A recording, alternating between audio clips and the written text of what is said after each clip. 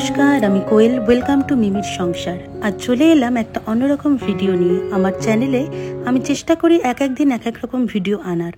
আর আজকের ভিডিওটা ঠিক কী নিয়ে সেটা তোমরা জেনেই গেছো।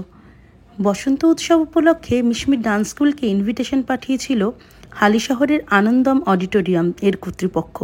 সেজন্য 22 তারিখ এই প্রোগ্রামের জন্য মিশমিকে আমি রেডি করব।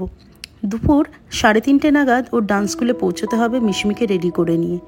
সকালে উঠে তাই আমার রান্নাবান্না কমপ্লিট, ঘরের সব যা কাজ ছিল সব কমপ্লিট, আর বিছানা গোছানোও কমপ্লিট হয়ে গেছে। এখন শুধু মিশমিকে রেডি করার পালা।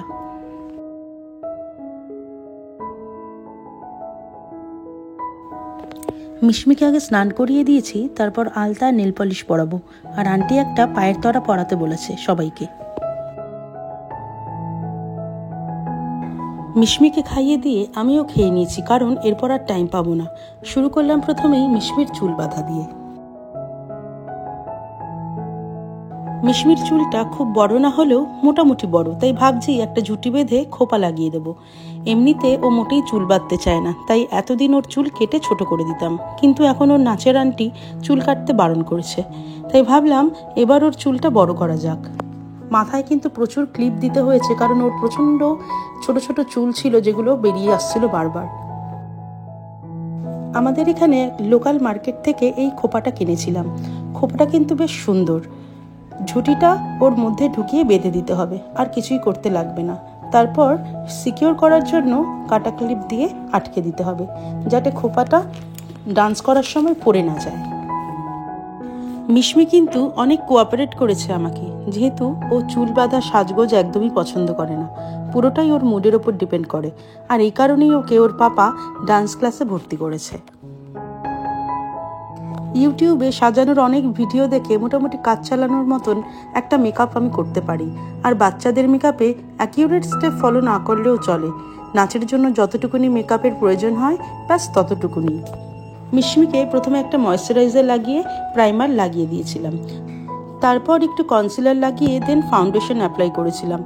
আমি ফিটমি ফাউন্ডেশনটা ইউজ করেছি। আমি আমাদের এখানে একটা কসমেটিক্সের শপে জিজ্ঞাসা করেছিলাম যে বাচ্চাদের জন্য কোনো ফাউন্ডেশন আছে কিনা।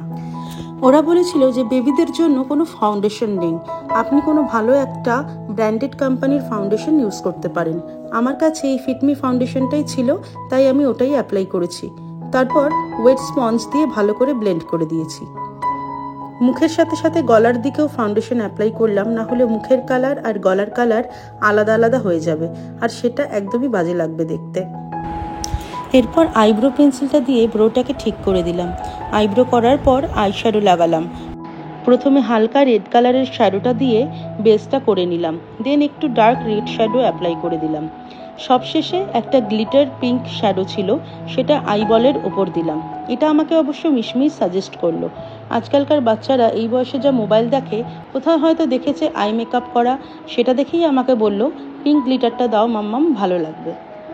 মেকআপ করতে করতে মিশমির খুবই ঘুম পাচ্ছিল, কারণ অনেকক্ষণ ধরে বসিয়ে রেখেছি এই মেকআপ আর চুল বাঁধার জন্য। এরপর কাজল আর আইলাইনার পরানোর পালা। কাজল পরাতে গিয়ে খুবই ঝামেলা করে মিশমি, ভয় পায় কাজল পরতে আর বারবার চোখ পিটপিট করে। এরপর মেকআপটাকে সেট করার জন্য একটা পাউডার অ্যাপ্লাই করলাম। সবশেষে অ্যাপ্লাই করলাম হাইলাইটার আর ব্লাশ।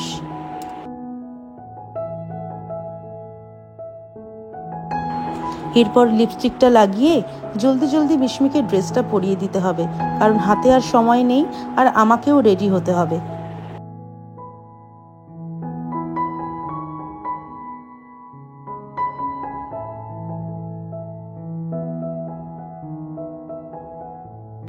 মিশমি যে গানের সাথে ডান্স করবে সেই অনুযায়ী এইভাবে ড্রেসটা ওর ডান্স টিচার পরাতে বলেছে। ওর ড্রেস পরা কমপ্লিট, এবার আমার রেডি হওয়ার পালা।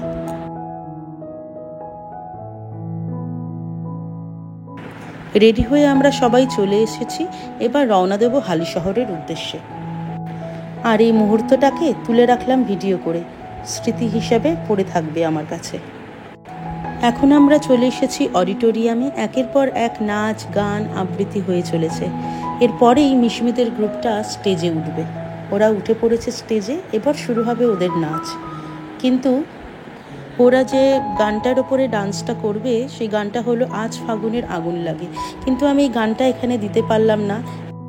যেহেতু এখানে অনেক বাধা নিষেধ রয়েছে।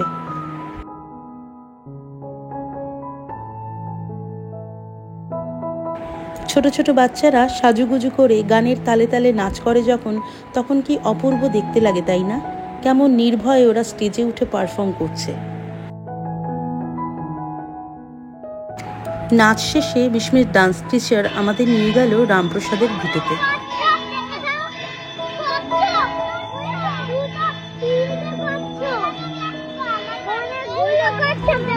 ওখানে গিয়ে বাচ্চাগুলো কচ্ছপ দেখে খুব মজা পেয়েছে।